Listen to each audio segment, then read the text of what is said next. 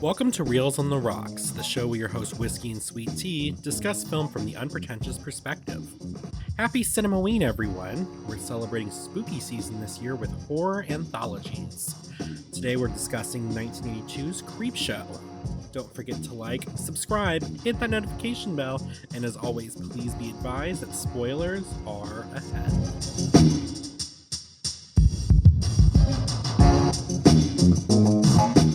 You know, T, it's almost October, and I just don't get what the deal is with everyone saying it's spooky season. I don't think spam inside of a cookie is very appetizing, so I don't know where all these people are coming from making spookies. I thought it was spumoni inside of a cookie. That would be cool. That would actually be delicious. Although how would you bake it? Wouldn't it melt and then get all over the place and probably burn on the pan? Probably. Well, maybe if they made it more like an ice cream sandwich situation. I don't know. Maybe that'll work. You know, that's a good point. Like, I know, like, baked Alaska and stuff, there's, like, ways of, like, insulating it. I don't know. But welcome back, everybody. They use the Betty Crocker baking pan. It's spooky season. We've got spam and cookies all over the place. We're talking about scary movies again. It's actually my month. We're going to call it... You know, because is this the first year we've like given it a name? It's going to be Whiskey's Cinema-Ween, but I don't know if we just called it different things. We've tried to call it many things over the years, but we could never get one that either A, you liked, or B, could stick with. So I like Season of the Witch, but that was just kind of because we were talking about witch movies, so that was fine. That was fine. But the theme this year is we're going to be talking about horror anthologies, and you know, if you didn't read the title, you'll find out what we're talking about later. But before we get into the main course, we did kind of an interesting thing. T was adamant that I would love the TV show The Summer I Got Pretty, and I guess he was joking, but I was like, you know what, bet. If I will watch the first season of that show if you watch a season of a show, or in this case, like the entire series, right? That I recommend, because for years I have been recommending The Haunting of Hill House on Netflix to T, but he has been too spooked to give it a shot. So we're just going to kind of review both of those TV shows, and I'll start talking about The Summer I Got Pretty.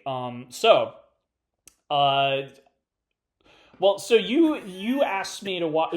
Originally, this was like a joke, but but you were earnestly wanting me to watch it too. Like, were you hoping I would like it, or did you just want to watch me suffer? Like, what was your thought process? I wanted you to watch it because I got really into this because it's like, you know, it's very, very trendy. They had a whole like collab with a bunch of stuff, so I got into it because of all these collabs, and you know. I was like, oh my gosh, I want to see if Whiskey...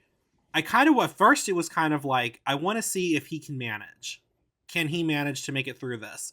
Because like there's been like movies you watched before where you've like watched the trailer and you've been like, this looks disturbingly bad. Like, no. And so I thought you were going to be like this, but then when you saw, you're like, you know what? I'm going to give it a try. I'm like, you know, I hope he likes it.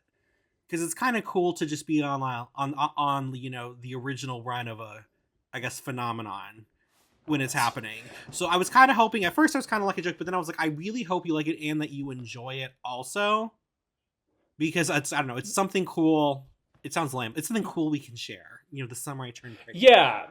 Well, and that's, so since we were just doing a season to season, I am, like, it's the first season of the show, so I guess it came out in 2022, 2023. I think it was, it was when I was there. Right, yeah, it was still when I was living in LA. I saw ads for it all over the place, and the title made me cringe. I didn't really see any trailer. Maybe I did see some ads for it at the time, like on YouTube or whatever. But yeah, the title made me think, oh God, I would probably just, well, like, it's not for me. You know, any new listeners to the show, I'm kind of the more serious, artsy fartsy or like scary movie guy. T is much more the bright and happy musical sitcom person. I like to say that you have discerning taste. For this time of year, I'm Wednesday and T is Enid. We'll put it that way. So I will give anything a chance. And T was surprised because before even recording this, I messaged and I was like, "Oh, you'll be shocked," but I think I was 2 episodes in, and I was actually genuinely enjoying it. And this is, I'm always talking about good writing can make anything tolerable. Yeah. My issue, it's not so much I hate romance or anything, but more so with this kind of show, I can't stand things that are set in high school. Yes. Even though it's artsy fartsy and kind of up my alley, I haven't watched Euphoria for the same reason, because it's I am an adult. I don't really care about, who's dating who and whether or not someone's going to pass their science. It's fine. I get it. Kids love this stuff, and it makes them feel seen, and it's very relatable, and it's something where they can just kind of vent their feelings and stuff, but it's just something I do not care about. Even I'll watch a rom-com before I watch a teen dramedy, so right. So first off, the writing's really good, and we'll get into that a little bit. We're not going to spend a ton of time reviewing this. We're not, it's not going to be a full-on thing. But I think one thing that really saves it for me is there is no high school BS, because it's summer vacation. And actually, that's something that kind of appeals to me a lot. I love very summery, vacation, just... That is something I get nostalgic for, especially if I'm put in the scenario of being a teenager again. Summer vacation was always something that felt almost apart from. Oh yeah, it's almost like you got to be someone different. You went to summer camp or you went on some adventure or something, and you were away from school. Oftentimes, I was traveling. I was with different groups of people and stuff, and it was almost kind of a vacation. Who would have guessed? But the word you're looking but so for.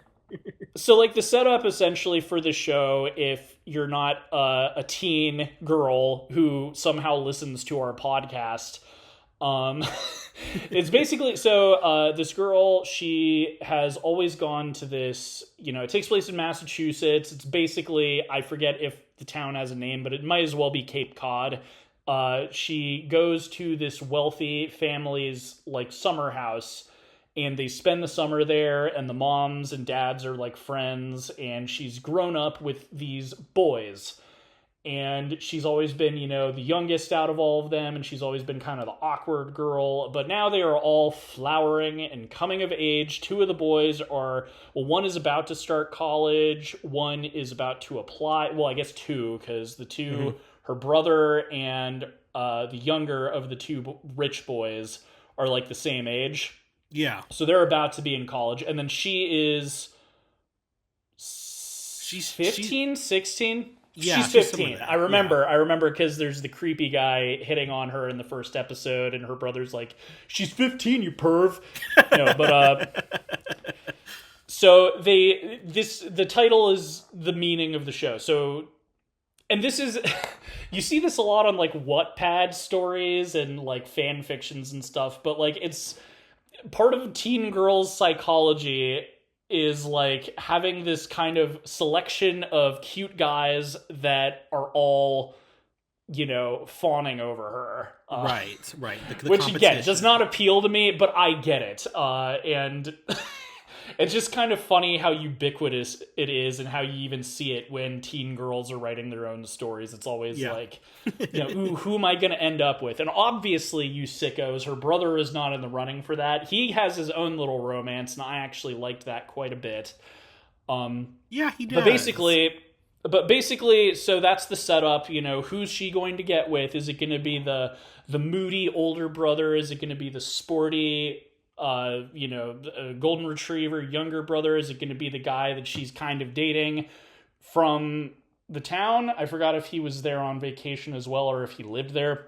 I think he lived there. That's the impression I got. And then on top of that, she's also doing a debutante ball, and her insufferable mother is basically the feminist boogeyman that they talk about on 4chan, where it's ooh, That's so misogynistic to have her do a debutante ball and blah, blah, blah. Like her mom has her own little romance. Like it's all kind of like that, and it all culminates with the finale at the debutante ball. And that's all I'll say for like not spoiling it. But the writing is really good. I think that's kind of where a lot of these types of shows will make me hate them, is if it's just vapid nonsense. Like I was telling T, I'm going to use this as like a positive example for, no, actually this kind of thing could be really good. Because like years and years ago, I was like dating someone who loved The Kissing Booth on Netflix, and I hated that movie. And that's like the perfect example of what I'm talking about. Yeah. Because there's nothing interesting about any of the characters in that movie. Like, there's a lot to, again, I could go on for like an hour describing this season of the show. But, you know, none of the characters are just like one-dimensional. You know, for instance, like I kind of hated the older brother because he was being such a jerk to Belly. Oh my goodness, what's Belly? That's her name. He was being like a jerk to Belly, and I knew they were going to reveal like he had some kind of trauma. That's why he was being meaner or whatever, and they did. But, you know, he's not just sulky and, you know, angsty for the sake of it. Like, there is some actual background, and he does kind of change his behavior throughout the series. And then the same thing with her brother. Like, it's... And that, too. Also, there's, like, all of these girls that are kind of, you know, not necessarily nice to her at the debutante thing. And then we kind of see, you know, they become friends, and then they get mad at her because of stuff that her brother did, and all of this. There's a lot going on. Well, there's a lot going on. And I will say it's one of those shows where, and maybe I don't know if you've had this experience. It's a show where I can't, what's the word I'm looking for? I can't, with like no qualms, love the characters, because since we do get to see all their flaws and all their depth and, you know, their good sides, their bad sides, you're kind of just like, they're real people. You know what I'm trying to say? That well, you get to see enough of them that you don't hate them, but you're like, I love them, but do I really? You know, it's one of these. It's very interesting. It's like you start to be conflicted with your own feelings about the characters. That's the difference between good writing and bad writing. The bad version of this show is just everybody's hot, and who's dating this hot person, and this hot person is mad because like it's. Oh my god, like maybe one of these days I'll sit through The Kissing Booth just to explain what I'm talking about, but it's just like... Live react. Just no care. Like, it's all I remember from that movie is just that. It was just a bunch of attractive people with no character just like hooking up with each other. Right. The one negative thing, there's a little bit of boomers trying to write teen dialogue in this. That's the only negative point. There's definitely a little bit of like just kids wouldn't say that in the show. But that's probably the only real negative thing I could say. And this was also based on a book or book series. Yeah. So I'm guessing, was it a book series or is it like a singular book? So the first season is based off of the first book, and then the sequential seasons are based after each book after it, but like it's not like so there are other books, yeah. but they're just not called The Summer I Turned Pretty. Right, it's like The Summer I Turned Pretty, and then it's like it's not Summer Without You, and then I think for some reason it's called like Summer Forever or something like that. Gotcha. But yes, well, and that because the episodes also have like that naming style too. Like every episode has summer something in it, like Summer Crush, Summer Beach Day, Summer. Yeah, like right. Every episode has summer in it. So, you know, not my typical genre, but if I were rating this like a movie, I'd give it a 3 out of 4. And I probably will pop in and maybe watch some of the other seasons just to see what's up. I haven't heard as much. Maybe it's because I'm not living in LA and I'm not being bombarded with television ads, but I haven't heard as much about it as I did a few years ago. But you say it's still going really strong. Yeah, so they just finished the 3rd season, which it's the last book in the series. So this would have been the finale, but I think because it's so popular, they did say that they're going to have a finale movie. So I guess they're going to come up with something new for the finale. They gotta milk it. They gotta milk it. They gotta milk it. I mean, like, I know, like, you weren't in LA, but this was like all over the place, like all over like TikTok, Instagram Reels over the summer. There were trends. There was people doing Conrad, Team Jeremiah stuff.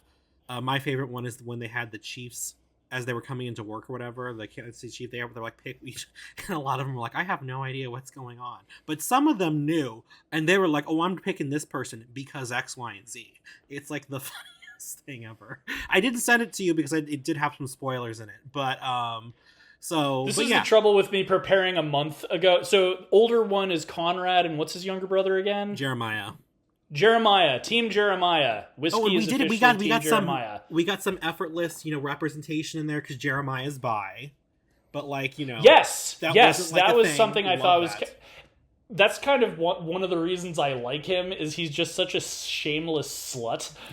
Like, he just wants to get with everybody on the island or whatever. Like, he was great. He's my favorite character. So love. 3 out of 4 for me. So like, going into your show, I'm going to explain why I thought you would like it and why I was nagging you forever.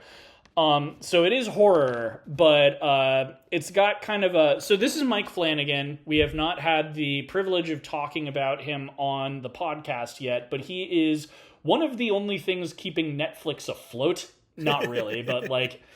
He always does horror miniseries, and he's done a couple of Stephen King adaptations for them as well. T had watched one of his previous miniseries, I actually Midnight recommended Mass. it to you.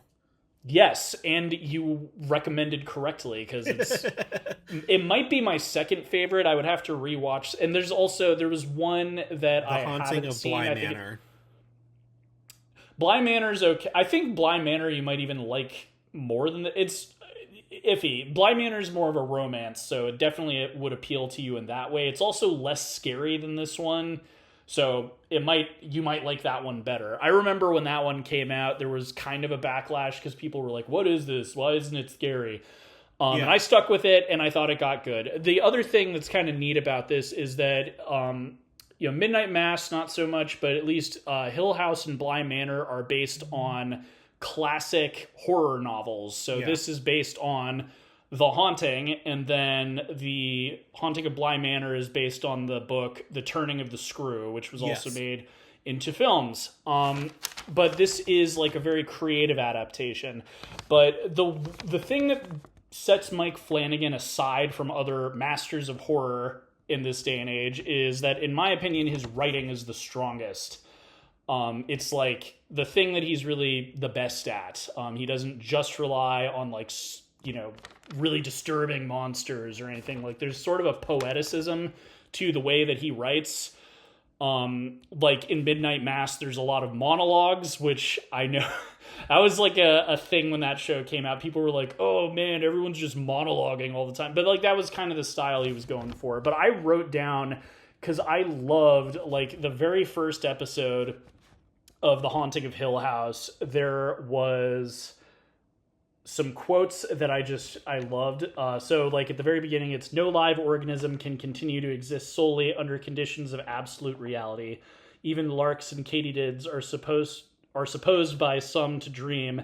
Hill House, not sane, stood by itself against its hills, holding darkness within. It had stood for 100 years before my family moved in, and might stand 100 more. Within walls stood upright bricks, met neatly. Floors were firm. Silence lay steadily against the wood and stone of Hill House, and whatever walked there walked alone. And that's like the very beginning of the first episode. And I'm just, it gives me chills. It's so melancholy and so like, it sets the tone so well. That might be an almost direct quote from the book, actually. It is a direct quote from the book, actually. That is the opening line of the book as well. Except for the family moving in, because I'll get to that in a second. And then the other quote I really liked that I found, I've seen a lot of ghosts, not just the way you think. A ghost can be a lot of things: a memory, a daydream, a secret, grief, anger, guilt. But in my experience, most times they're just what we want to see. Most times a ghost is a wish. So those were two quotes that stuck with me from the first time I watched the show. Yeah. And it really kind of shows that poeticism I was talking about. But Mike how Flanagan so definitely has a way with words when you talk about basically painting a word picture, especially that opening monologue. I'm like, he can do it. I mean, like, I know that's from the book, but understanding the importance of that line and how beautiful it is and preserving it in your adaptation, even though it's very different, is genius. So I'm going to ask a couple things. Like, how familiar are you with the book? How did you like the show? Go into that. So, in order of appearance, no. I knew of the book. You know, it's one of those just classic horror novels, like you said, the Haunting of Hill Houses. You know, like you also said, the Turn of the Screw, the Raven. It's like kind of it's in that kind of whole, like, I guess, I think the term is zeitgeist. I could be completely wrong, but that whole sort of just chapter of writing, it's held up there to all these standards. It was published sometime, I think, in the 50s. But yeah, it's up there with Dracula. It's really, really well in a beloved novel. But I had never read it before. I just knew of The Haunting of Hill House, and I remember when it came out. This was back in like it's like forever ago, 2019, I believe. I remember hearing about it, seeing lots of stuff about it, like some of the jump scares. Actually, I remember hearing about all the jump scares, and there's not a lot, but the ones that are there are like very effective. So I was very, wary of them. Going into it, the one that always popped up all the time online was the one with they're driving in the car and the sister's body pops up. That one made me scream. I was watching this with someone, and that's literally the season finale, by the way. That jump scares in the last episode. Yeah. But that made me yell like, "Oh shit!" or like I had to pause the thing to like be like, "Dang it, they got me!" Like, because I try and avoid spoilers when I'm watching TV shows. Like recently, watching Wednesday and Alien Earth, it's like, oh my god, keep away! I don't want to know what happens. So I didn't see any of the jump scares beforehand, but that one got me so good. No wonder it was all over the place when that show came out, because that was like the most. Ugh. So because of that, I had a different approach to watching this show that I know you're not going to approve of. There's a website called Where's the Jump?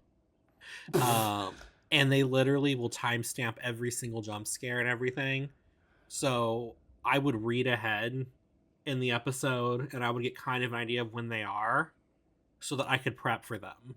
Which you could argue, I guess, does spoil it a little bit. But I mean, like, not really, because like all it will really say is like body pops up in the car unexpected. Like, it doesn't tell me anything about it. So I think it's okay.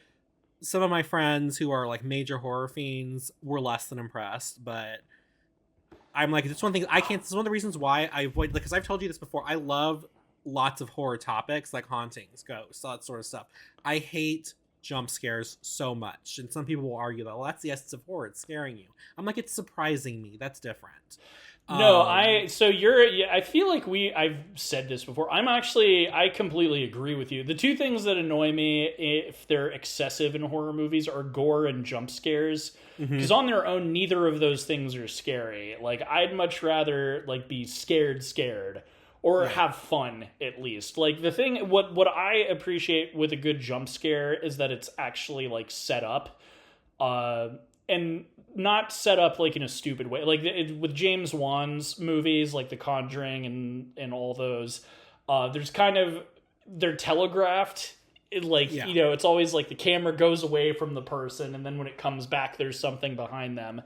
And those are fine if you just want like mindless like startlings, but I like it when there's actual. It should be like a good joke. There should be setup and payoff to a good jump scare. Yeah. And these passed my test. Like, they got me, but they weren't. They also weren't excessive. There was usually like one per episode. You know what I mean? Like, there was. It didn't constantly like have jump scares going off, from what I remember. Right. No, it's not. So it wasn't like I didn't need to like look before watching, but they didn't happen enough for me to like get bothered by them. So Right, I don't mind that you looked for the timestamp, because frankly, like, that's not scary. That's, I agree with you. It's not the same thing. Like someone like grabbing you from behind, like that doesn't that's that's it's not really startling. It's scaring not you. frightening. Exactly. Because like you're not like, yeah. And I don't know, some people I know, it's like it's like the same reason people like drop rides at theme parks Yeah, and stuff. It's like they like that kind of like butterfly feeling they get. So, yeah. no shade to them, but for me it gets annoying, especially like if I'm engaged in the story. I don't really want to have to worry about getting jump scared. And another great example, because there were some jump scares in Weapons. Well done. Not excessive, not annoying, and when they happened, you could kind of see where they might happen. It's genuinely surprising, but they weren't like constant and annoying and distracting from the story. Right. Well, see, and so so they weren't super I went into this with this mindset just because I kind of knew there weren't a lot. I just knew that they were legendary. The ones, like I said, the fact that I remember specifically that one like 5 years later from a show I never even watched tells you something. So I kind of went into it with that. I did enjoy the story of the house. The cinematography in this is great. The set design was incredible in this. The way that they dressed up the house, it was impeccable. I love that. Fun fact: they used the same statue in that back statue room. One of the statues is the same statue that was also used in the Monster Ball tour during the Central Park sequence. I recognized it. I'm like, I bet you they pulled that from the same warehouse. So that was kind of like a fun little. I mean, it wasn't really an Easter egg, but to me, it was an Easter eggs. But it was really good. I really enjoyed the second half of the show a lot because, like I said, I've always been very interested in hauntings, what causes the hauntings, what happens to the people in the hauntings. Like, the haunting itself is what's interesting to me. My biggest issue with the show is I think it was about 5 episodes too long. And that sounds like a lot, but my reasoning is the way it was organized. And I understand, one of the major plot points with this is how this house has affected everybody. How it keeps pulling at them, trying to bring them back. They were I read somebody online refer to it as like the family was an unfinished meal. I think that was from the show. It need to finish them off. So I understand that. I don't need 5 episodes with very little happening with the house of just family drama. And like leading into about, I would say, except for the episode that focused on Nell, and then from there on was great. But like all the episodes before that, I understand they've all been affected some way. Luke has his addiction. Steven's in denial and is publishing books about it. Shirley's just a bitch. Theo like has attachment issues because she like physically can't touch things. I get all that. I didn't need each person an episode about each character. I did not need an episode about each character going to it, and would just they would drop in little scenes kind of like when they were we needed to get there a lot quicker. And I really feel like the way that the show was structured, we focused on how Nell came to hang herself in the house, how she got to that point, what was going on. That I think was a good starting point. Once you bring the family together in that one episode where they're all at the they're all at her service and everything, that's when you can kind of see everybody's characters. They all yell at each other. We were able to piece apart everybody's backstory from there. I didn't need like 4 episodes leading up to that talking about this. But once it got into it, it got good. And we got back. It was good. It was really, really good. But like you said, I think, was this Mike Flanagan's first series with Netflix? Or maybe yes, this was not like, because his first feature was before Netflix even existed, was Oculus, which I think was 2008. He's been doing this stuff for a while, but yeah, I believe this was the first miniseries he did for Netflix. Okay. Because I kind of just wonder if, like, I wonder, because I know I haven't read the book. I do know, I have heard people say also the beginning of the book is a little slow. I know that it's different, so I kind of wondered if he, like, was trying to figure out what to add, what to leave out. And I really do understand the importance of character development and why these people are the way they are, but I feel like we got enough of that once they all got together that I didn't need to have, the first half of the series, if all that makes sense. Yes. I'm going to get into the book for a second. Okay. First off, I will say, you're wrong, because I think it was Variety or someone said recently that Hill House is the best series on Netflix. Okay. I don't know if you saw that article. I forgot who. I think it was Variety or The Hollywood Reporter, but it was like named the best Netflix show of all time or whatever recently. It was like right after we agreed to do this whole thing. So I was like, ooh, that's kind of fun. So I'll find that and pull it up for you. I have questionable taste, so it's cool. No, you're fine. So here's the interesting thing. So this series is based on a book that was made into what a lot of people consider is like the greatest haunted house film of all time. And the book is very different from the movie. So the setup of the book is not a family. What it is it's a researcher wanting to like document and kind of look into hauntings. So he basically had people like sign up to, be studied, spending a night in Hill House. And that's like the setup of the book. And what's interesting is, so it's all these different people with different backgrounds staying the night at this haunted house. And the main character has a history of mental illness. And so like kind of the whole point of the book and the famous film is it's like, is the haunting real or is this woman just mentally ill? And what's kind of a cool creative adaptation with this show is that all of the characters are the same. I don't know if their backgrounds are the same because don't hate me, guys. I haven't seen the movie yet. But it's all the same. They have all the same names as the characters in the book. But they weren't a family. And Stephen Crane is the researcher. He's not the father. He is the one, researching the ghosts and the haunting in the house and what effect it's having on people. So it's a completely different setup. So that was like Mike Flanagan's idea. Is it's like, oh, well, what if it's, instead of these people that are signing up to be part of an experiment, what if it's like a family that moved into a house and, it's still like one thing I thought was kind of cool is mental illness does play like a part in the story, but it's not so much like, ooh, are the ghosts even real? Like the show is like, no, the ghosts are real, but they're more of like a metaphor for this family's trauma. Like they all saw different ghosts, which are all like representative of different sort of skeletons in their closet. I mean, what's her face's ghost? Nell's ghost she was seeing the future. Yeah.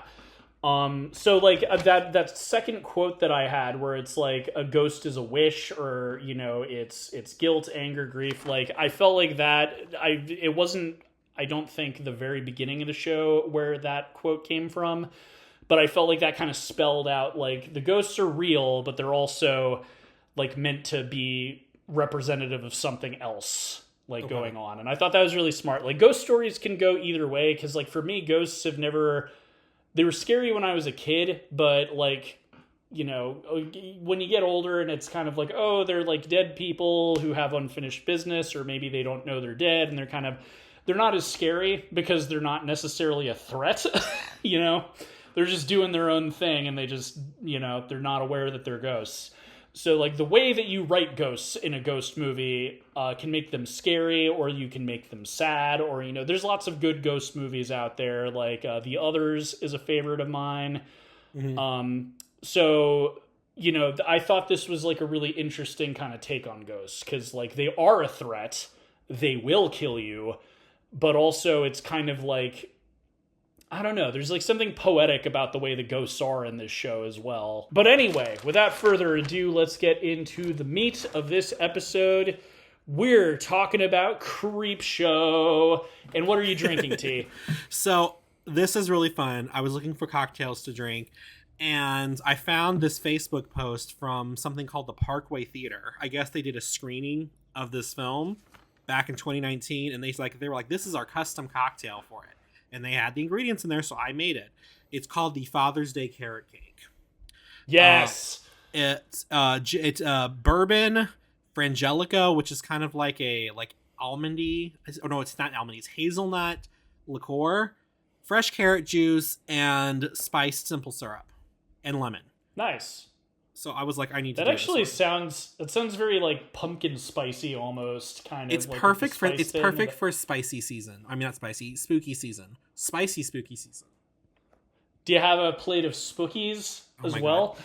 No, I did make cookies this past week, and I kept everybody up because I was using the pan banging technique, and they were not a fan. But the cookies came out amazing.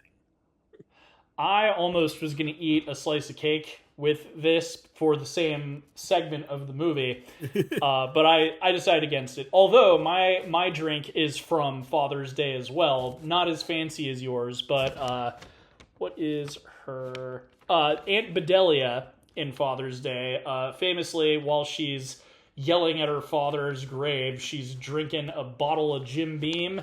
I'm not being that trashy. I poured my Jim Beam on some ice. So you're not just in a graveyard somewhere leaning against a grave, yelling into a microphone, throwing back some Jim Beam? No, not until this weekend. Okay. But yeah, just got some Jim Beam on the rocks, but after talking about those TV shows, the rocks have melted into my whiskey, so here we go. Bottoms up. Bottoms up. All right, so let's get into the info before we talk shop. So, Creepshow came out November 10th, 1982. Its budget was $8 million, and it grossed $21 million. And, fun fact, despite him being a legendary master of horror, the creator of the modern zombie, etc., etc., this was actually George A. Romero's only #1 at the box office. Oh my ever. God.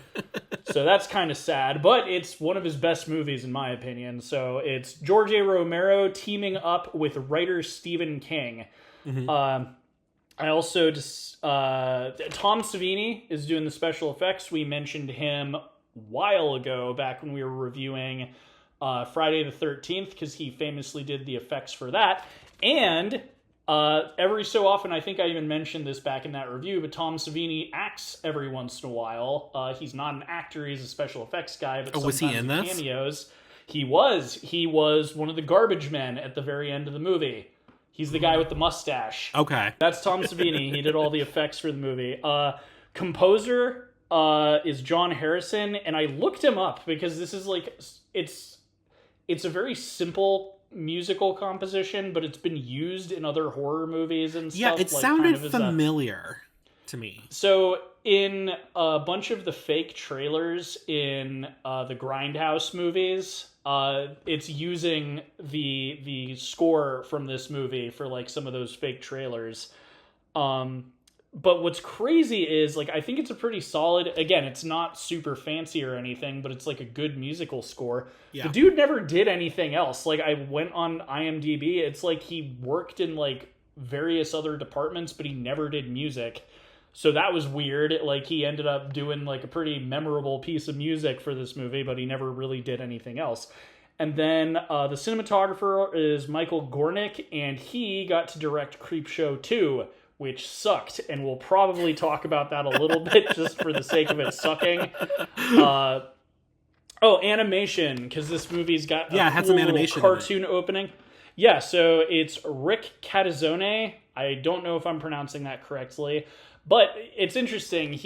I think he did a really good job with the animated segments kind of transitioning into each new story, but he wasn't really an animator. Like, he did text for movies, like he did Evil Dead 2, he did other Creepshow projects, he did do the titles for Night of the Living Dead, the original, so okay, that's what he was known for. It's crazy, he did a really good job with the cartoon stuff in this, so good job. I went ahead and made note of some cast, because this is quite a ensemble piece, and there's a lot of notable people. So you got Hal Holbrook as Henry Northrup in The Crate. You got Adrienne Barbeau as Wilma Northrup in The Crate. You've got Leslie Nielsen as Richard Vickers in Something to Tide You Over. Ted Danson as... Why didn't I write his name down? He's also in Something to Tide You Over. He was Wentworth. Wentworth, thank you. I don't know why I didn't write that down. Stephen King acts in this. And this is probably one of the funniest. He's great. Like, and I don't think anyone says he's a bad actor. Like, he's intentionally being cartoonish. Mm-hmm. And he did a great job. And he's in The Lonesome Death of Jordy Verrill as Jordy Verrill. I bet you didn't know, but Stephen King's son is in the film as well. Okay, who was his son? So at the very beginning and the very end of this film, there's kind of a prologue and epilogue with a little boy whose father is punishing him for reading nasty horror comics. And then the little boy ends up ordering a voodoo doll and stabbing it, and it's his dad. That is Stephen King's son, Joe King, who now goes by Joe Hill because he is a writer himself. And the sequel to the film adaptation of one of his short stories is currently about to be in theaters because Joe Hill wrote The Black Phone. Oh, okay. And it's so funny because, like, you see them next to each other today. He looks like a clone of his father. He looks exactly like Stephen King. But because he didn't want to be, associated, he didn't want to, be like a Nepo baby, his pen name is Joe Hill instead of Joe King. Do you think he chose Hill because of Hill House? Maybe, who knows? But, yeah, so that's him as the little boy with the voodoo doll. We got E.G. Marshall as Upson Pratt in They're Creeping Up on You. We got Ed Harris as Hank Blaine in Father's Day. Viveka Lindfors as Aunt Bedelia in Father's Day. And John Lormer as Nathan Grantham in Father's Day. Okay. And some of those, I'm not sure if they were notable, but they seemed familiar. So you are like the person who knows all of the obscure 70s and 80s TV shows, so I wanted to make sure I covered my bases so I didn't forget anybody. Well, I definitely remember. Well, I don't know if you remember, you know who Hal Holbrook is, right? Let me see who he played so I can get a face. He was Hal Holbrook as he looked familiar. What was he in? So I personally know him. He's done a lot of stuff. He's been around forever. I personally know him from he was in Designing Women for several seasons. And he was also Abraham Lincoln in North and South. Phenomenal actor, legendary. But yeah, so that because until you mentioned his name, I was I knew his face, but once you said his name, I was that's who it is. Of course we had Ted Danson of Cheers fame, fabulous. Yes. Leslie Nielsen, comedy genius. He did The Naked Gun, Airplane. Well, and it's funny too because this film kind of came out while the Naked Gun movies were being made, and ironically, because fun thing going into this, weeks ago or whatever, because we've known we were going to talk about this film since the beginning of the year, but going into it, I was relax, T, it's a horror comedy. Right. And it's ironic because this is one of the only he's not playing a funny character in this, but he was playing funny characters at the time this came out. Right. He also played oh my god, I forget what his name is. Last name Hollingsworth. In the last 2 episodes of The Golden Girls, he's the reason actually why the show ends. The plot device as to why the show ends. Dorothy, played by B. Arthur, marries him, and that's what brings about the end of the show. So, definitely some 70s, 80s trivia in there for you. Got to throw some in there for you. Well, I gotta ask, because I just info dumped, so we'll just get into, because I am curious, I had a feeling you would like this one, and actually rewatching it, it kind of had a TV sort of vibe to it. Maybe. I was gonna say that. So, what did you think? Was I right? You didn't need to worry because it's a silly movie, and it made you laugh for the most part, except probably for They're Creeping Up on You. Yeah. So at first I was concerned because when I first started watching it, this is what I will say. For the most part, the movie builds as far as how good the stories get. The first one is kind of really schlocky, and I kind of wonder if it's supposed to lull you into a false sense of security, as far as how disturbing it is. Because the first ones, I was like, okay, it's like at first it's like, is the whole movie gonna be like this? Because it felt very Tales of the Crypt, like it's very TV-ish. But we got into the second story, with Stephen King. I was like, oh my god, I feel really bad for this guy. Like that poor man. I felt so bad for him. But oh no, meteor shit. I know. But 3 and 4, so good. Like almost to the point of like riveting. Like so good. I really, really enjoyed those. And then the last one was kind of it's almost like I wish they would have ended on the crate instead of on they're creeping up on you. Because like they're creeping up on you wasn't really scary. It was gross out horror is what the last one was really what the last one was.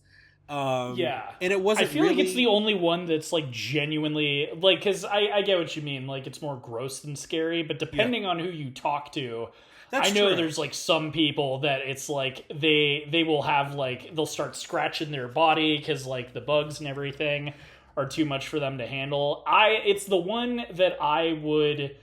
Because again, I call this a horror comedy. Yeah. I will still defend that. That's the one bit that isn't very funny at all. Like it's more you feel good that this jerk, this rich asshole, is getting his comeuppance, but right. It's not like a funny bit. Also, my God, speaking of that score that guy did, like the they're creeping up on you one. There's almost kind of a like new age synthy sort of thing. Well, it's all synth, stuff. Yeah. But that one, especially like when the bugs are bursting out of him, it sounds like computer nonsense, for lack of a better word. That one, I forgot how good the music was in that segment because it's super memorable in that part. Like just overall, again, it's crazy to me that guy never did any other movie scores because as simple as it is, the music in this is like really good. Yeah. No, it is. And I'd actually kind of argue that it's in its own way, it's iconic. I will say, though, it does sound very 80s. And yes, that's not a bad thing. That's not a bad thing. The only reason I bring that up is because I think the third and fourth stories are so good that if you had just rescored them, they wouldn't feel dated. Like, at all. But, the score was very, very good. And like you said, at the end... did he also compose the sound of that telephone? Because that was a wild ringtone to that telephone. Probably. I don't know. I didn't get too nitty gritty into the credits for that, but you would think he must have that, or maybe it was like just sound design person in post production or something. Like the thing with, and I'm sure we're gonna get into this with your movie next episode. That's like kind of the only downside to horror anthologies is even when it's a really good movie, like the stories are going to kind of be better or worse than other ones. Right. And I think you're kind of right. I feel like because Father's Day and The Lonesome Death of Jordy Verrill are very ridiculous. Like you'd have to be, I feel like you could show them to a little kid and they wouldn't be scared. Maybe Jordy Verrill would scare a little kid because the idea of like touching something and having it grow into like green moss on you maybe would be scary. Mm-hmm. But Father's Day is so stupid. That's going to be and technically, this is a great Halloween movie, but it could be a good Father's Day movie as well. True. I definitely would watch this on Father's Day, and if I am ever lucky to have my own kids, that's going to be my joke. I'm going to, I want Where's my cake? Yeah, I want my cake. Bring me my cake. That's just going to be the only thing. Like, you don't have to get me gifts, but it's Father's Day and I want my cake. And maybe I'll do it in the future.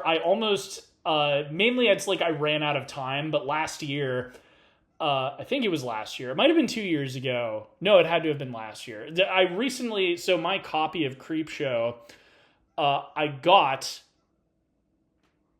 what you want to call it? Like, so I was in Pittsburgh. Okay. And visiting the Steelers? I've got some friends that live there, you know. So like there's this comic book shop that we, you know, is a regular stop whenever I'm there. And what did I get for a souvenir? I don't think first time I visited, I was kind of broke, so I don't think I was able to get a souvenir, but you know, when I'm visiting a new city, I kind of like to, you know, get myself a souvenir. So at this comic book shop, I was looking at comics, and then I saw they had a movie section, and I saw they had a Criterion version of Night of the Living Dead, which was like what I was going to get. But then I saw for like $10 or something, they just had a Blu-ray of Creepshow. And so you picked up Creepshow, I'm guessing, yeah. So I hadn't seen Creepshow in a really long time because it hadn't been in my collection for a while, and I rewatched it when I got home. It was kind of around like you know, Halloween time. I forgot the whole Father's Day thing, but after rewatching it, I was like, ooh, I should get my dad a cake on Father's Day, and I should print out the zombie guy and have it say, I want my cake. I mean, I would. That's like that's like right up y'all's alley. I want to do it in the future. Yeah, last year I ran out of time, and that's why I wasn't able to do it. Because, you know, you got to bring the printouts, or, you know, give them the JPEG or whatever you're going to use, and they got to, you know, make the cake and all that. I didn't have time. There's this year. So long story, just for I wanted to make a cake out of that. But yeah, Father's Day is silly. Jordy Verrill is even funnier. Jordy Verrill is, man, it's such a... I will say, when I was like... Because the first time I saw this film, I think I was in like middle school. It was right around the time I was like watching some scary movies, but I hadn't, you know, quite broken through and, you know, been able to watch the scarier stuff. So I think I was in like middle school when I saw this. But I remember thinking Jordy Verrill was like the worst story in the movie. Completely disagree with myself now. Like, it's not the best story in the movie, but it's such a good, funny, like 15 minutes out of the movie, and I was just like, it's just sad. Like, to me, it's sad because if it hadn't ended with his suicide, I'd be like, okay, it's just kind of just like a funny horror thing. But I'm just like, oh my god, this poor man. He had dreams, even if it was just to sell the meteor for $200. He had dreams. Which is that's so funny too, rewatching it. It's like just for nothing. Well, and the idea too that like it's so very like country bumpkin to think like you could sell a meteor to a universe. Like, they wouldn't care. Like, maybe they'd like take it if you offered it to them, but they're not gonna pay you $200 for like some random meteor. You know what's wild is that story came out like I saw it's when I watched it. I just before I watched that. Watched, you know, a set from this comedian Trey Crowder, and his whole thing is he's like a redneck, and his like and he was talking about how like why are like everyone who gets abducted by aliens like these like weird guys like out in the middle of nowhere, like you said, the country bumpkin sort of thing. And I was like, is that a thing? And then I watched this, I'm like, oh, I guess it is a thing. I never realized that. It always happens. What did somebody say? It always happens to like the UFOs always seem to pass over some guy named Cletus who had just run out of gas on his tractor somewhere in the middle of the night or something. And that's from something. I can't remember what that's from.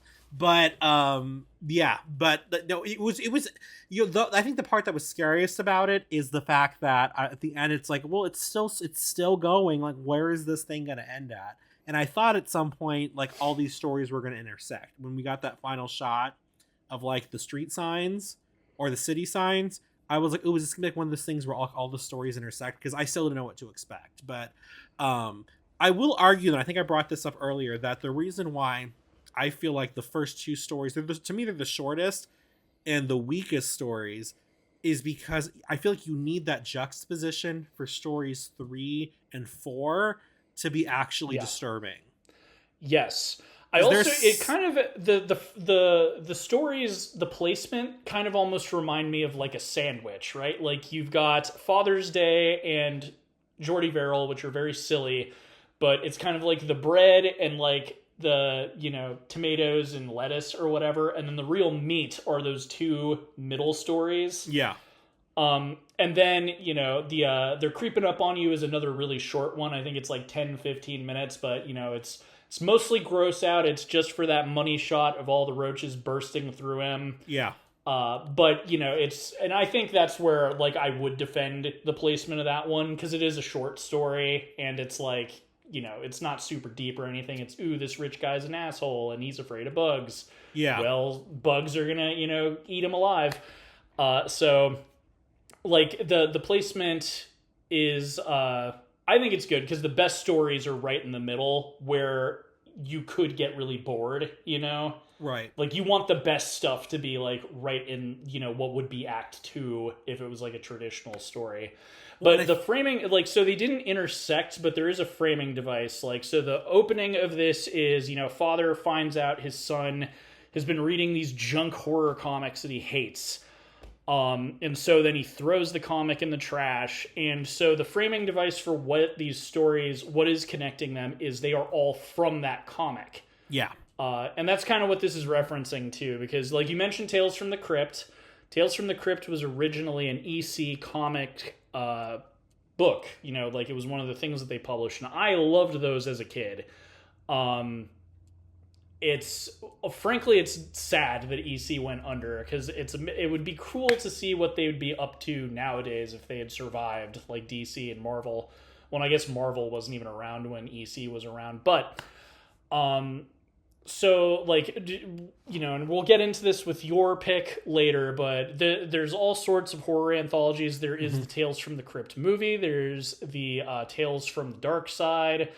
There's the Twilight Zone movie. There's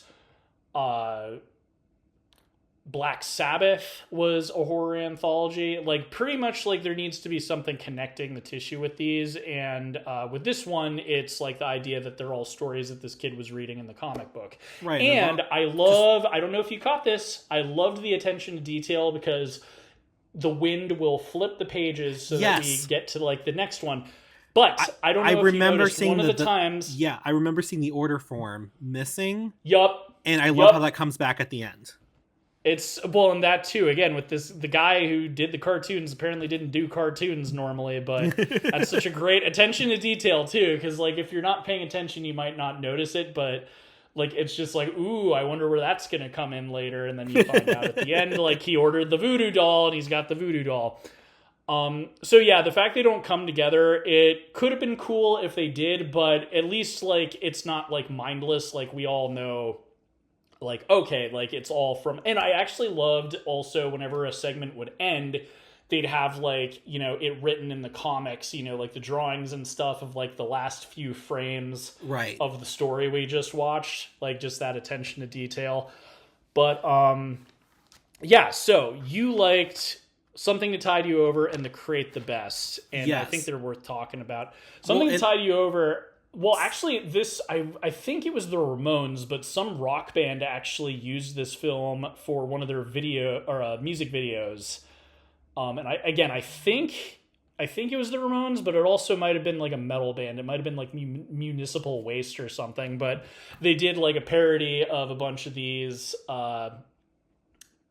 segments, like one of the members of the band got buried up to his neck, and then another one, was attacked by a monster or whatever. But yeah, like, so what did you like about those segments the most? So I thought first off, like I said, I think what really sells the Tide, Something to Tide You Over, is specifically its placement in the film directly after it, because this one is just disturbing. Even if you didn't have this thing at the end where they come back after the guy, just the concept is just some guy who just randomly abducts people and buries them in their neck and watches them drown.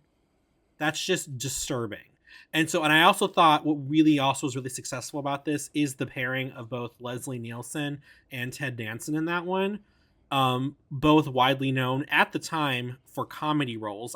I'm pretty sure Cheers, let me check. I don't remember if Cheers was on yet. I think it was. I'm pretty sure it started in like the early 80s, but maybe not. Double check.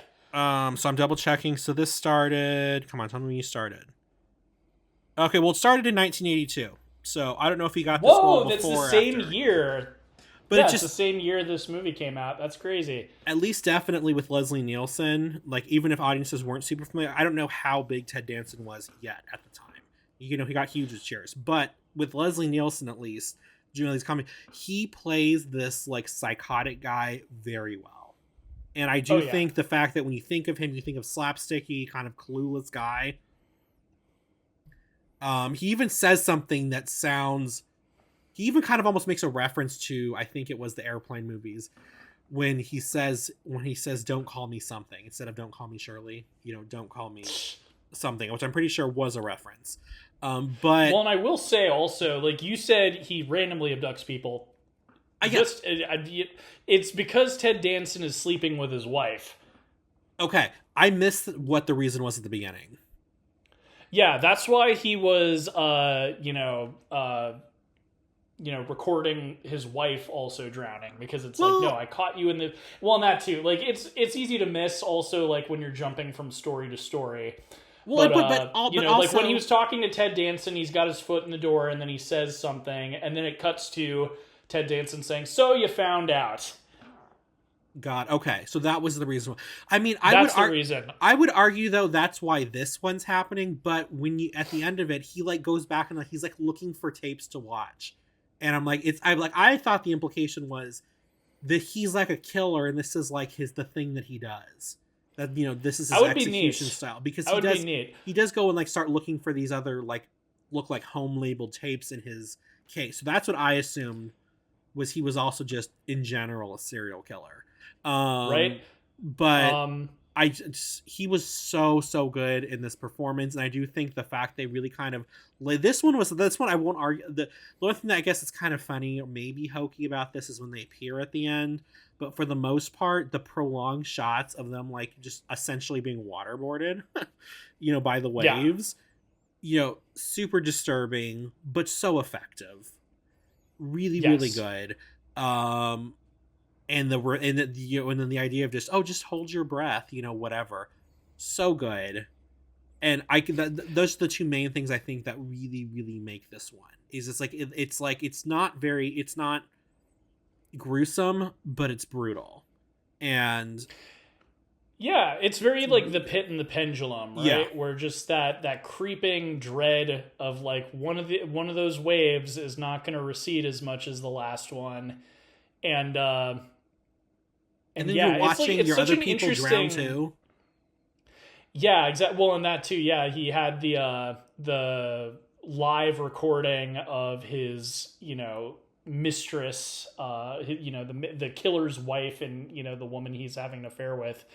Like, and that too, the bit where the wave eventually like short circuits the TV, so he can't even watch that anymore. And there was a few times though it was funny where because they did bury him somewhat for the shot, but there was a few scenes where he was like moving his head around. I'm like, this sand is good, dude. Just stand up. Yeah, like, right? I know realistically you could, but it was like one of those just like fun little if you notice it sort of things. But yeah, that one was so good. Like until I watched the next one, that one was gonna be my favorite, because I was like, that was really good.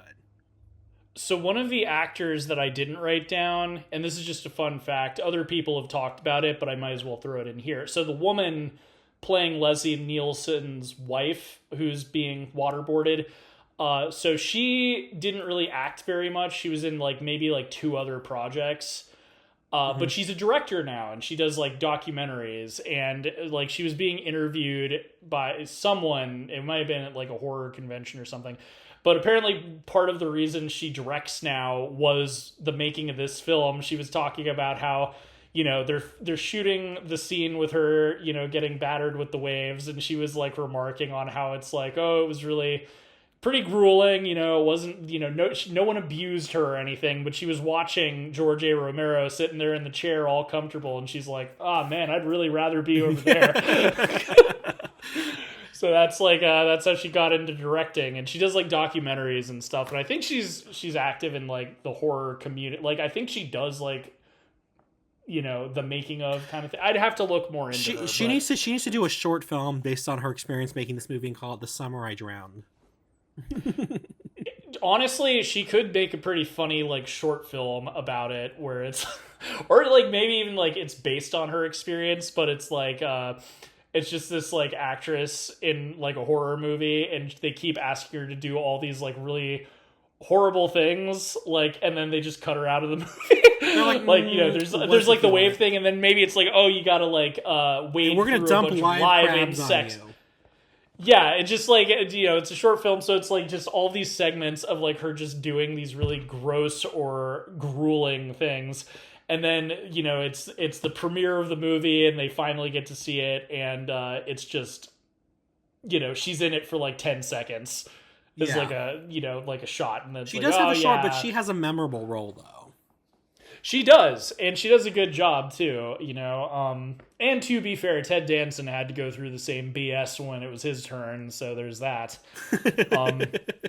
Also, I like the quirk because you know, you talk about him like watching VHS tapes, and you know, not clear that he's a serial killer, but it is kind of funny that he's like obsessed with you know, like video equipment. And it's extra funny watching this now because of how technology has advanced. You know, all this stuff at the time was probably like the most cutting edge, you know, home theater setup stuff. Right. But it's just like these big, bulky, crappy TVs. Like, and well, and that too, like just the idea, it's disturbing, but at the same time, it's like if you step back and think about what he's doing, like he's running all this cable to the beach so that he can hook up a TV. So that he can watch. Like it's messed up, but it's also it's cartoonish. Like there's no one would have been able to do that at any point. Like even now, like maybe you could, because there's like wireless technology and there's drones and stuff. So maybe now you could actually do this to somebody and you torture them that way. But just the idea, even in like 1982, of like running all this cable just to have like someone watch someone else drown while they're drowning is like so silly. But yeah, he like, I forgot. Yeah, he drives his Jeep out there and he has like this thing on one. I'm like, what is this connected to? It's like one of these things where it's like you can't think too hard about it. And then the other one, the crates. Gotta have your feedback on that one. So that one scared you a bit. I didn't remember this one until I bought this Blu-ray and rewatched it a few years ago. I remembered it, but I didn't remember it that much, which is weird because it is one of the best ones in the movie. You know what's weird? My mom talked about how she saw it in theaters when it came out, and she remembered all of them except the crate. Exactly. It's so weird. About the crate? I had the same thing with your mom because I haven't seen this. It's weird that I didn't bring it.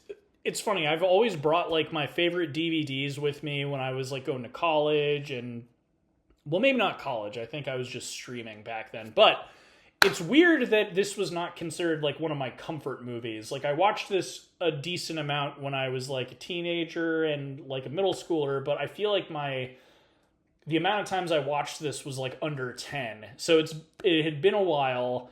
And I hadn't watched it as many times as I could have, but it's just funny that I didn't remember that one as much. So I've got that in common with your mom. It must be something in the water with this particular one, because like to me this one was a standout because when you find out what's in the crate, to me, even though you know that it's like they didn't tell us anything was there, to me it still almost like comes out of nowhere.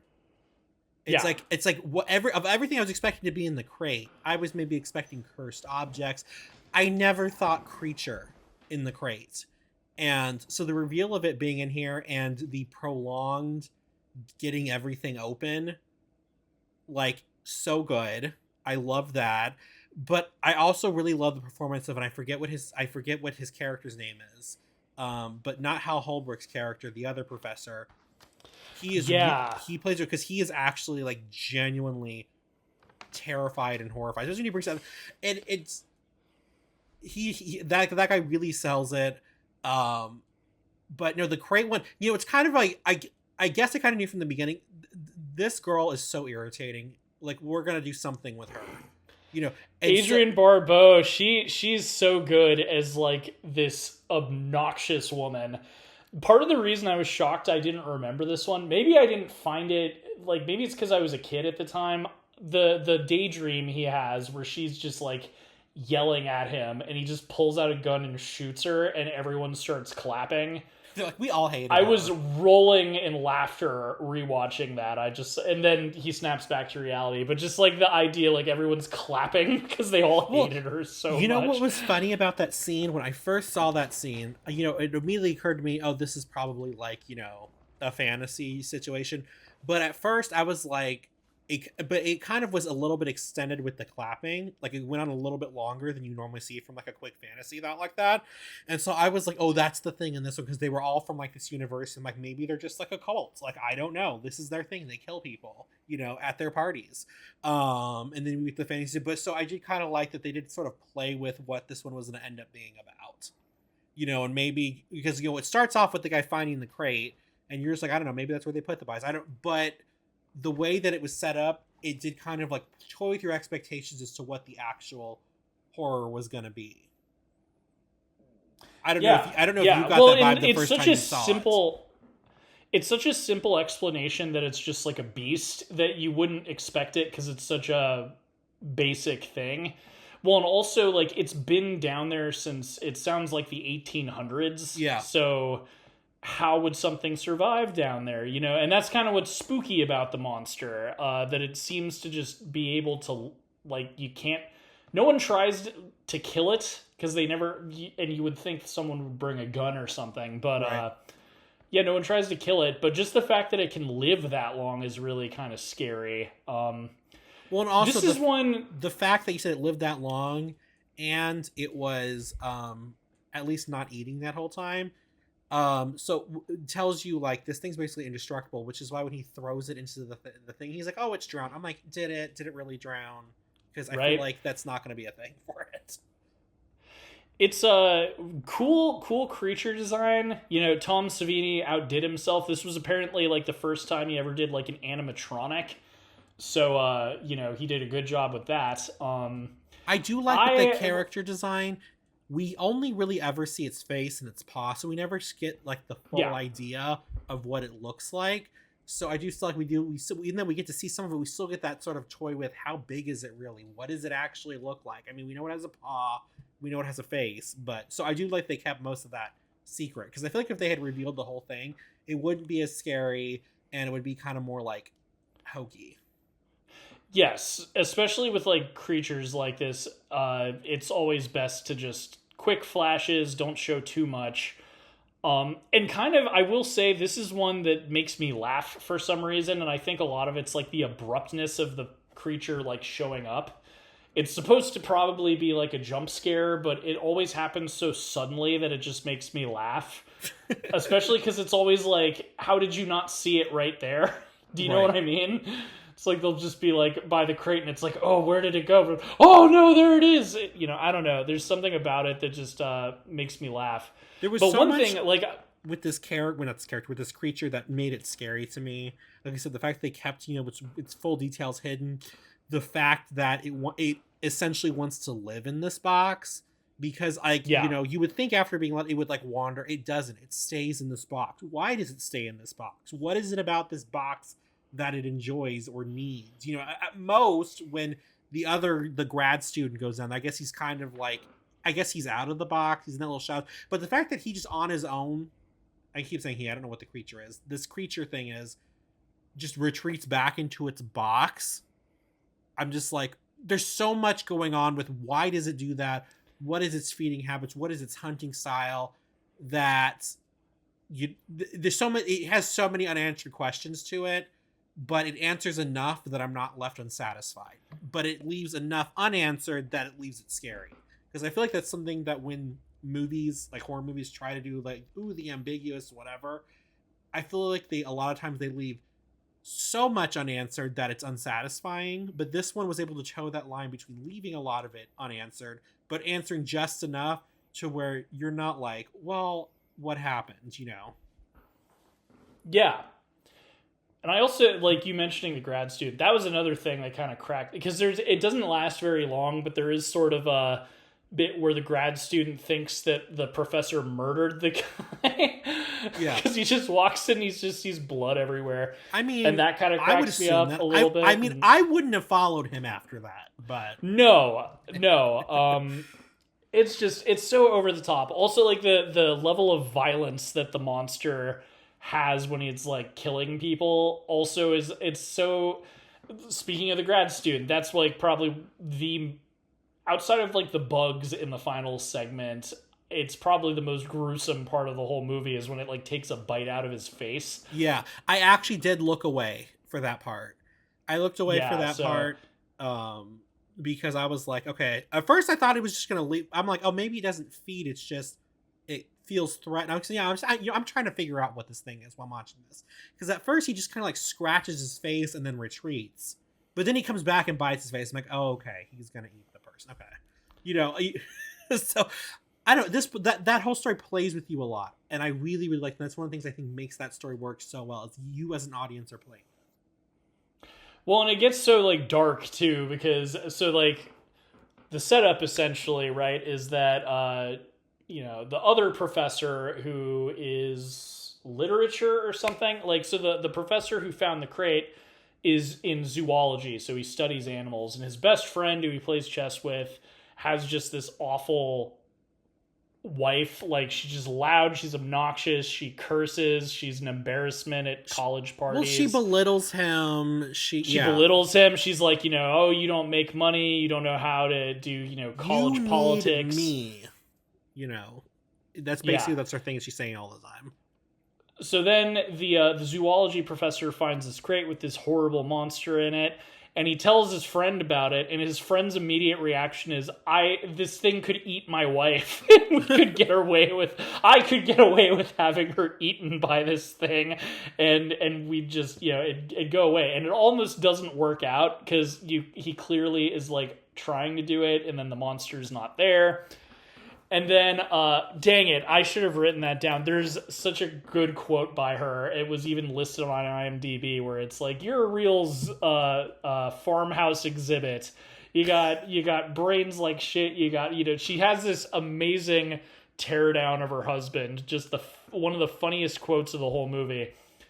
And then right after she's done, the monster pops out and mutilates her. And then, he has to figure out how to get it back in the box, and then he puts it in the water, and, oh, don't worry, it can't break out. You should have seen how I chained this thing up. And then, of course, the final shot is it breaking out. Which, it does make you wonder. It loves its crate, right, T? So why does it break out this time? What's it going to do? Because clearly the water didn't kill it. So, I don't know. Is it going to go to the land? Is it going to go back to the maybe it's going to go back under the stairs? I'm thinking back to that creepy ass wife, and not she's not creepy, but she's a little. Besides the fact she's an awful person, she's a little disturbing herself. The fact that she's like, oh, what did he do? Did he beat her? Like she's like almost like excited at the prospect, and I'm just like, that's not the reaction we need right now. With that made up story he tells her. And I'm just like, she's like way too excited about it. I mean, it's those suburban college wives, man. They college professor wives. They don't have that much excitement, so they gotta get it where they can. They didn't have HBO back in those days. Well, I guess HBO did exist, but they didn't have Netflix, and they didn't have those pornographic romance novels they've got nowadays. Well, I mean, they must have had something because the kid calls out his dad for having those. Yeah, that's a good point. I forgot it. I love how the classic parent move. Instead of acknowledging I too have failed, he's like, "Oh, so now you're snooping." I'm like, that is such misdirection. Another great quote, and we're bouncing around. We were talking about the crate. Now we're talking a little bit about the prologue and epilogue. Like when he's taken the comics away from the kid, and it's like, oh, weren't you a little hard on him? It's such a Stephen King line. He's like, that's why God made fathers, babe. I know. Oh my God, that was such a cringy. Like it stands out to be iconic, but it's so cringy. It's cringy in the best way because again, like Stephen King, he hates crazy religious people, and he hates like those like super strict like conservative types. So just having this father like, and that's God, that too. That's why God made fathers. Like it's such a good line. such an evil line. It's such a. But one thing I haven't touched on yet that I think also kind of sets this apart from other horror anthologies. So obviously, like Tales from the Crypt is based on the comic series. You know, you've got the Crypt Keeper as the host, and he's great in his own way. Gotta love that TV show. You could say that I'm just of that age where I could become a father, but I think I like dad jokes and puns because of the Crypt Keeper. Because despite how scary he looks, that monster is the king of puns, the stupidest puns, the cheesiest puns. But what sets this film apart, I think, is also its stylized kind of quality. Like one thing I feel like you would like about this, and I guess I'll find out, is anytime there's like a quote unquote scary moment, anytime that monster pops out, anytime, someone sees a zombie, he's got the father has his cake and it's the severed head of the woman with the candles in it. There's always this reaction shot with like these cool comic panel-y kind of wavy lines behind the person and colored lights blasting them. Right. And that's like one of the most memorable kind of things about the way this movie looks, is it gets very cartoonish and colorful in those moments. Yeah. And I was wondering what you thought of that, because I felt like that was something that you were gonna. I really like that those little ending transition things right there. It reminds me of like the end of literally any episode of any like 80s TV show. It's like freeze frame, and then not that. Like, so that is cool, but what I'm talking about is like, so for instance, let's go back to Father's Day. The very ending, he twisted that woman's head around and he has his cake, and, so those kids are like, man, I'm starving. Where is everybody? And they go to the kitchen and the zombie dad comes out with the severed head with the candles in it. And he's like, I have my cake. And then there's a shot of each one of the kids, I say kids, but they're adults.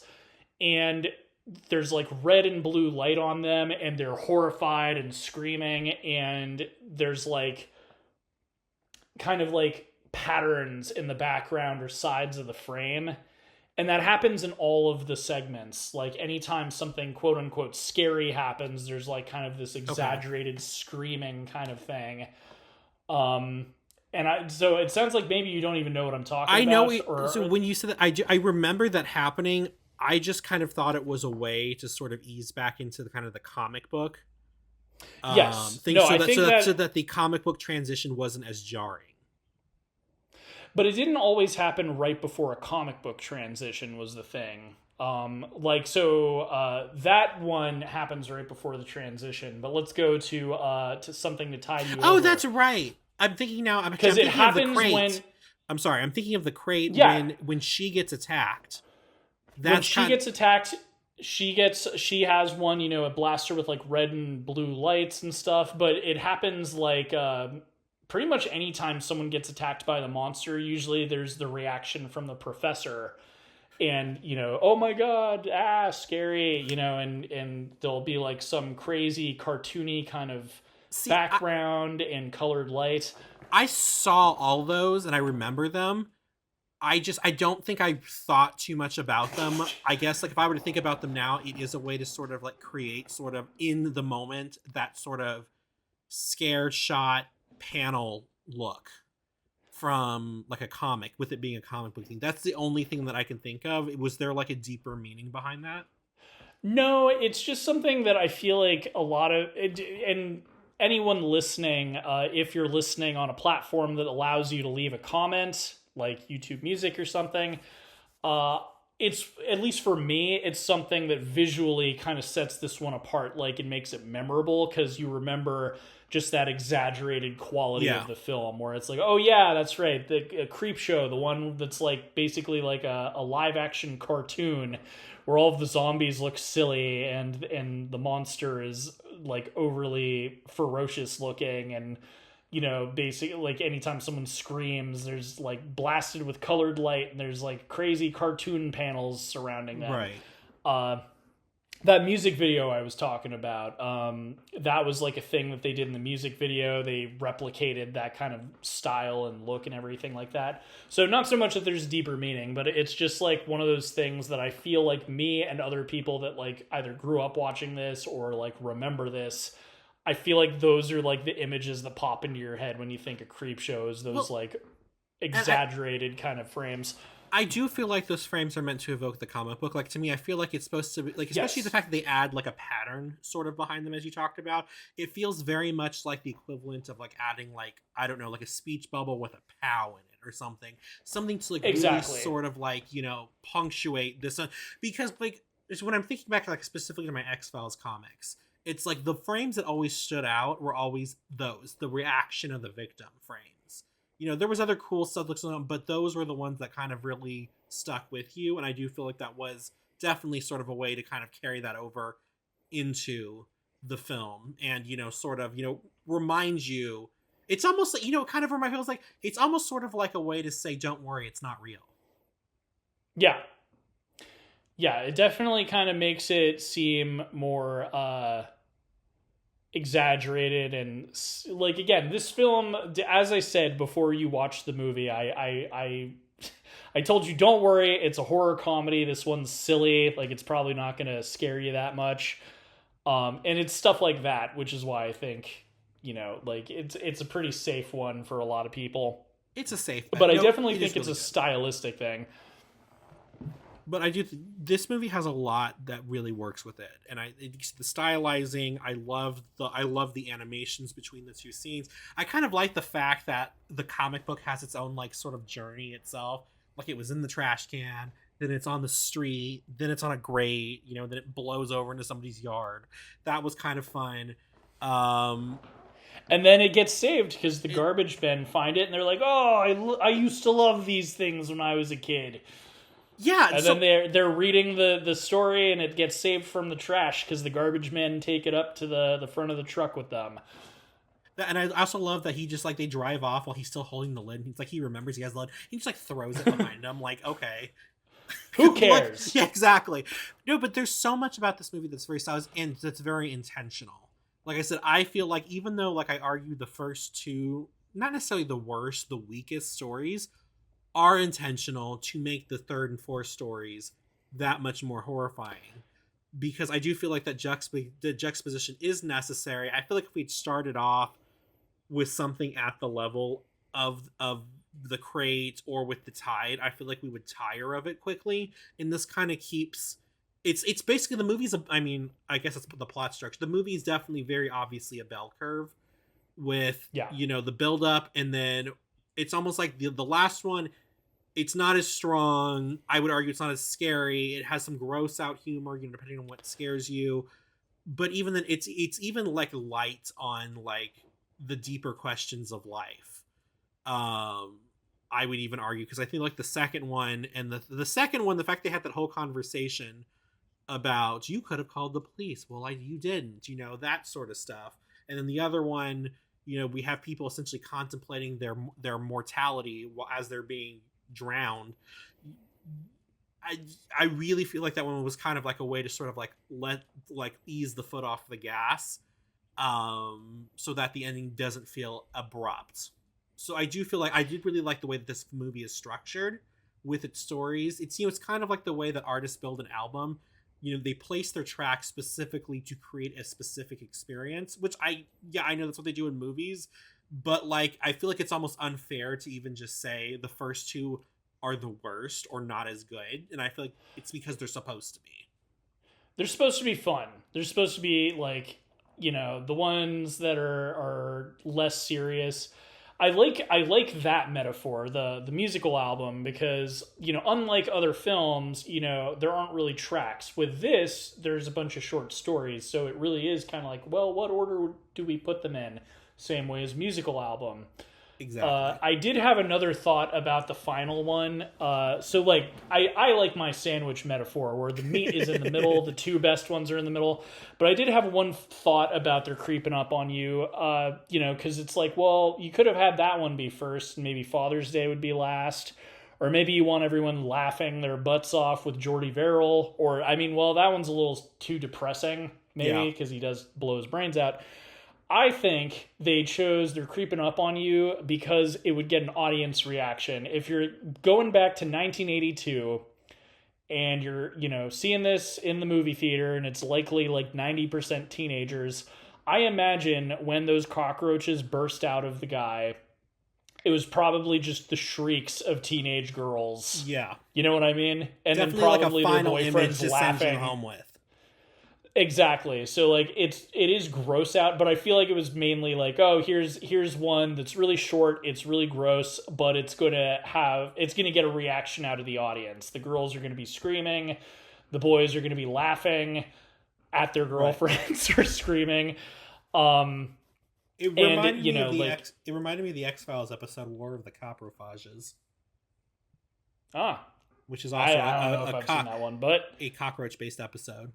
Okay, there you go. Now that you brought up that whole thing about the lighting and stuff, and I argued it was kind of like a way to remind you that to remind you of the comic bookness of it, this sort of thing. But at the end of the movie, the way the movie ends, it's like we're supposed to be back in reality, but we kind of get that sort of comic book sort of visual again with the kid stabbing and the dad. So are they in the comic book or not? It's a good question. It's sort of like, he was thinking like the comic books are going to rot his brain, turn him into a psycho. Makes you like, oh, was he right? Does the kid lost touch with reality from reading too many scary comic books? Is this his sense of reality? A little bit more violent at the end, right? Well, and that too. I also love how the kid's like, "That'll teach you for taking away my comic books." I also love that he's just getting mysterious packages in the mail and they just give it to him with like no questions asked. Like no one opened this thing first. Well, I mean, hey, if you're a package delivery person, who's gonna believe that a voodoo doll really works? Especially if you order it out of a comic book. Listen, it was the 80s, and parents had to be reminded to check on their children. It's 11 o'clock. Right. Do you know where your children are? Yeah, he's playing with voodoo dolls. He's not getting abducted like the other kids. So I'm going to touch briefly on... So there was a Creepshow 2. It came out years after this one. I feel like it was like 1987. The budget was... It is noticeably worse than this one. As I said, the cinematographer of this movie ended up directing, and it was basically Steven Spielberg's scraps. Or not Steven Spielberg's... Stephen King's scraps. Jesus. You can tell that Jim Beam's hitting me. No, but the one that everyone thinks is like the best story in Creepshow 2 is called The Raft, and it was actually out of one of Stephen King's books. I believe it was The Skeleton Crew. It's basically about a bunch of teens that go to a lake, and there's this mysterious black ooze stuff out on the water, and they swim out to this raft in the middle. It's basically kind of like a dock or something, and the ooze seems to be like hunting them, and if they touch it, it like dissolves them and digests them, and so they're stuck there, right? And it gets really dark, and anyway, so that's the story everyone thinks is the best one.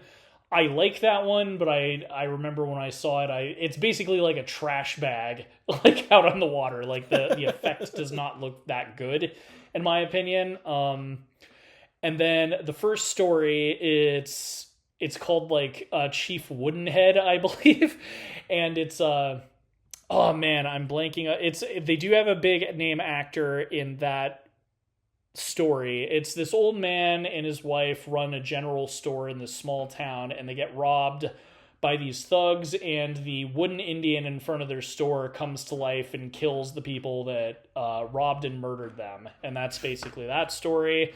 And then there's only 3 stories in Creepshow 2. That's the other reason it kind of sucks. Are you talking about George Kennedy? Thank you, George Kennedy. He's in the first one. Old Chief Woodenhead. Yeah, and then the third story is like a woman. I believe she's having an affair, but she's driving back to her home where her husband's waiting, and she hits a homeless man with her car. Instead of stopping to help, she keeps driving off, and so then like while she's going home, she just keeps getting haunted by like the corpse of this homeless guy who keeps getting more and more rotted. And that story goes on so long that it becomes kind of funny how many times he just keeps coming up. I know what you But did last summer. that's not good. The prologue and epilogue are not very good either. The Creep, they completely changed the way that he looks. He is no longer like a ghoul, monster thing floating around. He's like a weird, creepy old guy. I'd be hard pressed to find anyone who would defend Creepshow 2. I think some people still like it enough to like own it and watch it, but I give it a pass. I guess before like giving the ratings, I'm kind of curious. So like this was George Romero's only number one at the box office. What do you think was the reason that this one did better than his other films? There was nothing for it to compete against. It came out like in December. I don't know. I mean, not in January. I have no idea. Oh, well, is it because it was it in the middle of like the Stephen King craze? Well, so like first off, it definitely had stuff to compete with because it was November, so it would have been close to Oscar season, right? That's when all the artsy films would have been coming out. First off, why November? I will say that's really stupid. Like before recording, I was talking about how it's weird that Weapons came out during the summer. Kind of the same deal with this. Like, shouldn't you have released this in October? Obviously, it still did well at the box office, right. But November 10th seems like a weird time for you to release a spooky movie. Well, my theory is very simple. I think Stephen King's name drew a crowd. And it was because Stephen King was huge in the 80s. He's always been really big, but this is like 1980, 81 is when The Shining came out. The late 70s was Carrie. Also early 80s, Tobe Hooper did the Salem's Lot TV special that everyone really liked. I think Christine was I think it was more the mid 80s. I want to say it was 84 or 85 when Christine came out, and that was John Carpenter. But the dude was at the peak of his popularity, arguably. It was the 80s. But it's cool that they teamed up to make this. But that's my theory anyway. I was just wondering if you thought maybe there was another reason that's what especially with butts in the seats. Especially with it being November, that's the only reason that I can think of. Like you said, it was the 80s. It was Stephen King. I mean, like my mom went to see it, and she's not a horror person at all. So I even asked her, "Why did you see this movie?" She's like, "I have no idea why I went to see this movie." So clearly, there was a draw to this movie for that time. It did have, so if you see the trailer, and hopefully maybe someone will make more. Actually, I do think that I've seen some gifs of it. But basically, like the trailer for this movie was very nostalgic B horror. It's like ooh, be thrilled by the like it has that very like 1950s kind of vibe to it. But there's a bit with Leslie Nielsen where those zombies are coming for him, and it has the word cringe next to it. And I've seen it some other places. It needs to be made into people need to meme it more. But I think that maybe the trailer also kind of cued people in that it wasn't going to be that serious of a horror movie. Right. That it was going to be kind of a fun one, silly one, stylized one. But it is neat that because it was kind of independently made, like it was, Tom Savini was a big name guy, but he wasn't like, hotshot Hollywood special effects guy. Like he was still like basically an indie effects guy. And as I was saying with all of the people I listed, no one was like a big name guy. Like the composer did a really good job, never composed for anything else. Right. Frankly, it's kind of crazy that this even cost $8 million, because it seems, I think it's probably just the amount of stories, because they had all these different locales they needed to go to. For Father's Day, they needed a mansion. They needed to build that apartment for their creeping up on you, for to tide you over. They got to go to a beach. Obviously there was like the college campus stuff for the crate, and then obviously like the special effects are going to cost money. So maybe that's where it. Oh, well, and that too. Also, they did have a bunch of big name actors in this. And frankly, that might have also been a draw for why this did so well, because you had Ted Danson, you had Leslie Nielsen, you had Adrienne Barbeau, you had Hal Halbrook. Like, I think that might have also helped a little bit. Like, if you were just reading who was in the movie, you'd be like, oh, wow, I like these people. I'd probably want to check it out. But that being said, what did you think, T? What is your rating? I'm going to give this a 3 out of 4. I think this is a really solid collection of little stories. They were really well done. The pacing is excellent. There was nothing, because like originally when I saw this, when I saw that it was 2 hours, it's like, oh, I'm like, how are they going to make this like 2 hours without feeling long? It doesn't feel long at all. It's a solid 3 out of 4 for me. Definitely a good spooky season watch. Same. It's not like a work of genius, but it is a fun, silly time. Great thing to put on for Halloween. It's not super scary. Some of the ideas might be a little disturbing, but it has kind of a, I don't know if I'd say lighthearted, but like it's just very like comic booky. Like I earlier in the review I said live action cartoon, and that's kind of the vibe I would go for. Cartoons can be graphic sometimes, and it's the same with this movie. You got a guy's face getting bitten into by a monster, but it's just got this very like cartoonish kind of way about it that I don't think is going to scare anyone unless they're just extra sensitive. Right. But it's always a fun time. And what do you think? Do you love Creepshow? Do you love Creepshow 2? Do you demand that we watch and review Creepshow 2? Let us know down in the comments if you're listening to this on YouTube Music. If you're listening to this on any other platform, definitely give us a look if you haven't already. We've got a whole backlog of episodes. We're also on Letterboxd. We'll have that in the description and details on the posting. I am super behind in my reviews, and I apologize for anyone who is following me on Letterboxd. So, gonna have to dump a bunch of movie reviews very soon. But happy Cinema-Ween, everybody. Until next time, I am Whiskey. I'm Sweet Tea. Keeping it Kino. And suck it, Scorsese.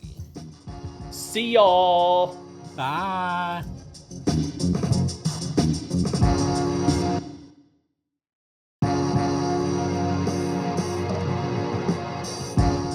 Reels on the Rocks is a production of La Prince Laboratories. It is edited and produced by Alejandro Castillo and programmed by Jamie King. Original music is provided by Pat Mars, and original artwork by Asa Esparza.